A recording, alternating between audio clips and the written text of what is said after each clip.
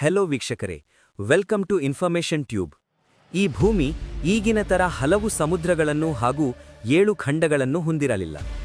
ಹೌದು ಸ್ನೇಹಿತರೆ, ಪ್ಯಾಂಗಿಯಾ 320 ಮಿಲಿಯನ್ ಮತ್ತು 195 ಮಿಲಿಯನ್ ವರ್ಷಗಳ ಹಿಂದೆ ರೂಪುಗೊಂಡ ಒಂದು ಬೃಹತ್ ಸೂಪರ್ ಖಂಡವಾಗಿತ್ತು. ಆ ಸಮಯದಲ್ಲಿ ಭೂಮಿಯು 7 ಖಂಡಗಳನ್ನು ಹೊಂದಿರಲಿಲ್ಲ, ಬದಲಾಗಿ ಪಂಥಲಾಸ ಎಂಬ ಒಂದೇ ಸಾಗರದಿಂದ ಸುತ್ತುವರೆದಿರುವ ಒಂದು ದೈತ್ಯ ಖಂಡವನ್ನು ಹೊಂದಿತ್ತು. ಪ್ಯಾಂಗಿಯಾದ ರಚನೆಗೆ ವಿವರಣೆಯು ಪ್ಲೇಟ್ ಟೆಕ್ಟಾನಿಕ್ಸ್ನ ಆಧುನಿಕ ಸಿದ್ಧಾಂತಕ್ಕೆ ನಾಂದಿ ಹಾಡಿತು. ಇದು ಭೂಮಿಯ ಹೊರಕವಚವು ಭೂಮಿಯ ಕಲ್ಲಿನ ಕವಚವಾದ ನಿಲಂಗಿಯ ಮೇಲೆ ಜಾರುವ ಹಲವಾರು ಪ್ಲೇಟ್ಗಳಾಗಿ ವಿಭಜನೆಯಾಗಿದೆ ಎಂದು ಹೇಳುತ್ತದೆ. ಗ್ರಹದ 4.5 ಶತಕೋಟಿ ಇತಿಹಾಸದಲ್ಲಿ ಹಲವಾರು ಸೂಪರ್ ಖಂಡಗಳು ರೂಪುಗೊಂಡು ವಿಭಜನೆಯಾಗಿವೆ. ಇದು ಭೂಮಿಯ ನಿಲಂಗಿಯಲ್ಲಿನ ಮಂಥನ ಮತ್ತು ಪರಿಚಲನೆಯ ಪರಿಣಾಮವಾಗಿ ನಡೆದಿದೆ. ಇದು ಗ್ರಹದ ಪರಿಮಾಣದ 84%. ಈ ಸೂಪರ್ ಖಂಡಗಳ ವಿಭಜನೆ ಮತ್ತು ರಚನೆಯು ಗ್ರಹದ ಇತಿಹಾಸವನ್ನು ನಾಟಕೀಯವಾಗಿ ಬದಲಾಯಿಸಿದೆ.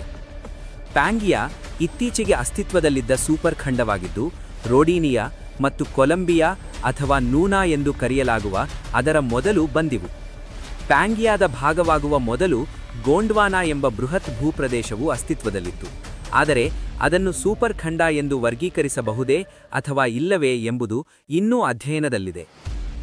1 ಶತಮಾನಕ್ಕೂ ಹೆಚ್ಚು ಹಿಂದೆ ವಿಜ್ಞಾನಿ ಆಲ್ಫ್ರೆಡ್ ವೆಜೆನರ್ ಪ್ರಾಚೀನ ಸೂಪರ್ ಖಂಡದ ಕಲ್ಪನೆಯನ್ನು ಪ್ರಸ್ತಾಪಿಸಿದರು. ಹಲವಾರು ಪುರಾವೆಗಳನ್ನು ಒಟ್ಟುಗೂಡಿಸಿದ ನಂತರ ಅದನ್ನು ಅವರು ಪಂಗಿಯಾ ಎಂದು ಹೆಸರಿಸಿದರು. ಆನ್ಲೈನ್ ವ್ಯುತ್ಪತ್ತಿ ನಿಘಂಟಿನ ಪ್ರಕಾರ ಪಂಗಿಯಾ ಎಂಬ ಪದವು ಗ್ರೀಕ್ ಪ್ಯಾನ್ನಿಂದ ಬಂದಿದೆ. ಇದರರ್ಥ ಎಲ್ಲ ಮತ್ತು ಗಯಾ ಅಥವಾ ಭೂಮಿ. ಪಳೆಯುಳಿಕಾ ದಾಖಲೆಯಲ್ಲಿ ಅಳಿವಿನಂಚಿನಲ್ಲಿರುವ ಬೀಜಜರಿಗಿಡ ಗ್ಲೋಸಾಪ್ಟೆರಿಸ್ನಂತಹ ಒಂದೇ ರೀತಿಯ ಸಸ್ಯಗಳು ಈಗ ವ್ಯಾಪಕವಾಗಿ ಭಿನ್ನವಾಗಿರುವ ಖಂಡಗಳಲ್ಲಿ ಕಂಡುಬರುತ್ತವೆ, ಮತ್ತು ಈಗ ವಿವಿಧ ಖಂಡಗಳಲ್ಲಿ ಇರುವ ಪರ್ವತ ಸರಳಿಗಳು, ಉದಾಹರಣೆಗೆ ಯುನೈಟೆಡ್ ಸ್ಟೇಟ್ಸ್ನ ಅಪ್ಪಲಾಚಿಯನ್ಸ್ ಮತ್ತು ಮೊರಾಕೊ, ಅಲ್ಜೀರಿಯಾ ಮತ್ತು ಟ್ಯುನೀಷಿಯಾವನ್ನು ವ್ಯಾಪಿಸಿರುವ ಅಟ್ಲಾಸ್ ಪರ್ವತಗಳು, ಗೋಂಡ್ವಾನಾ ಮತ್ತು ಲಾರುಸಿಯಾ ಎಂಬ ಸೂಪರ್ ಖಂಡಗಳ ಡಿಕ್ಕಿಯಿಂದ ರೂಪುಗೊಂಡ ಸೆಂಟ್ರಲ್ ಪಂಗಿಯಾ ಪರ್ವತಗಳ ಭಾಗವಾಗಿದ್ದವು. ಪಂಗಿಯಾ ಕಾಲಮಾನವು 106 ಮಿಲಿಯನ್ ವರ್ಷಗಳಷ್ಟು ವ್ಯಾಪಿಸಿದೆ. ಆರಂಭಿಕ ಫನೆರೋಝೋಯಿಕ್ ಯುಗದಲ್ಲಿ ಬಹುತೇಕ ಎಲ್ಲಾ ಖಂಡಗಳು ದಕ್ಷಿಣ ಗೋಳಾರ್ಧದಲ್ಲಿದ್ದವು. ಗೋಂಡ್ವಾನಾ ದಕ್ಷಿಣ ಧ್ರುವದಿಂದ ಸಮಭಾಜಕದವರೆಗೆ ವ್ಯಾಪಿಸಿರುವ ಅತಿ ದೊಡ್ಡ ಖಂಡವಾಗಿತ್ತು ಎಂದು ವೈಜ್ಞಾನಿಕ ಪುಸ್ತಕ ಪ್ರಾಚೀನ ಸೂಪರ್ ಕಾಂಟಿನೆಂಟ್ಸ್ ಮತ್ತು ಭೂಮಿಯ ಪ್ಯಾಲಿಯೋಜಿಯೋಗ್ರಾಫಿ ಎಲ್ಸೆವಿಯರ್ 2021 ಅಧ್ಯಾಯದ ಪ್ರಕಾರ. ಉತ್ತರ ಗೋಳಾರ್ಧವು ಹೆಚ್ಚಾಗಿ ಪಾಂಥಲಾಸಿಕ್ ಸಾಗರದಿಂದ ಆವೃತವಾಗಿತ್ತು. ಪ್ಯಾಲಿಯೋ ಖಂಡಗಳಾದ ಲಾರೆಂಟಿಯಾ, ಬಾಲ್ಟಿಕಾ ಮತ್ತು ಗೋಂಡ್ವಾನಾ ನಡುವೆ ಪೌರಾಣಿಕ ಗ್ರೀಕ್ ಟೈಟಾನ್ ನಂತರ ಐಪೆಟಸ್ ಎಂದು ಕರೆಯಲ್ಪಡುವ ಮತ್ತೊಂದು ಸಾಗರವು ಆರ್ಡೋವಿಷಿಯನ್ ಅವಧಿಯಲ್ಲಿ ಮುಚ್ಚಲು ಪ್ರಾರಂಭಿಸಿತು, ಮತ್ತು ನಂತರ ಸಿಲೂರಿಯನ್ ಅವಧಿಯಲ್ಲಿ, ಅಂದರೆ 444 ಮಿಲಿಯನ್ನಿಂದ 419 ಮಿಲಿಯನ್ ವರ್ಷಗಳ ಹಿಂದೆ ಕಣ್ಮರೆಯಾಯಿತು. ಬಾಲ್ಟಿಕಾ ಮತ್ತು ಅವಲೋನಿಯಾ ಲಾರೆಂಟಿಯಾದೊಂದಿಗೆ ಡಿಕ್ಕಿ ಹೊಡೆದು ಲಾರುಸಿಯಾವನ್ನು ರೂಪಿಸಿದಾಗ ಫನೆರೋಝೋಯಿಕ್ ಪ್ಯಾಲಿಯೋಜಿಯೋಗ್ರಾಫಿ ಮತ್ತು ಪಂಗಿಯಾ ರೂಪುಗೊಂಡವು.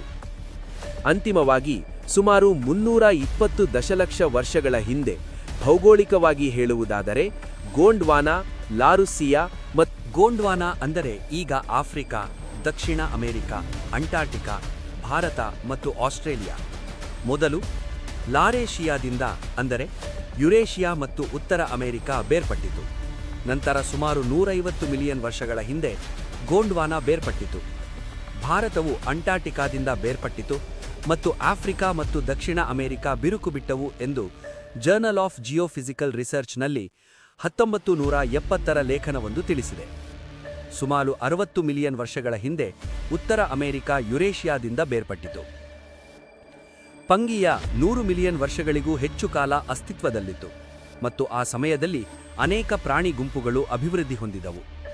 ಪರ್ಮಿಯನ್ ಅವಧಿಯಲ್ಲಿ ಜೀರುಂಡೆಗಳು ಮತ್ತು ಡ್ರ್ಯಾಗನ್ ಫ್ಲೈಗಳಂತಹ ಕೀಟಗಳು ಪ್ರವರ್ಧಮಾನಕ್ಕೆ ಬಂದವು.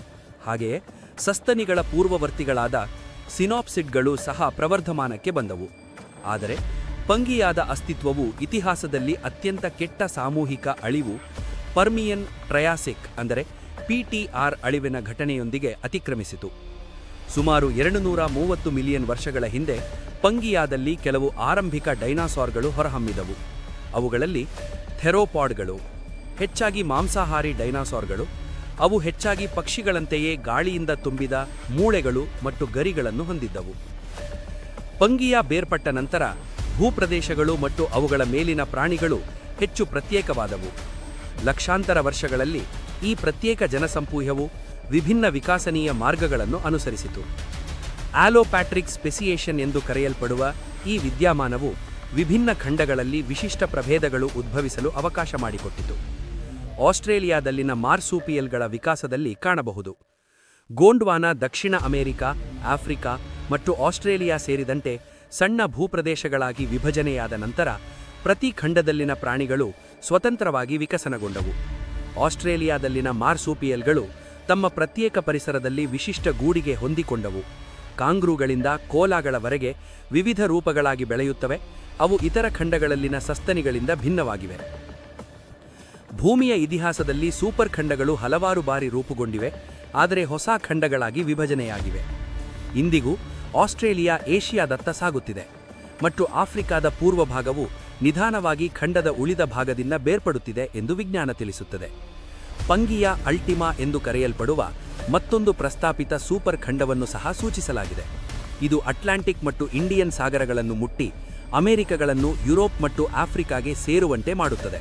ಅಂತಿಮವಾಗಿ ಭೂಮಿಯ ಎಲ್ಲ ಭೂಪ್ರದೇಶಗಳನ್ನು ಸಂಪರ್ಕಿಸುತ್ತದೆ ಎಂದು ವಿಜ್ಞಾನ ತಿಳಿಸುತ್ತದೆ. ವಿಡಿಯೋ ನೋಡಿದ್ದಕ್ಕೆ ಧನ್ಯವಾದಗಳು.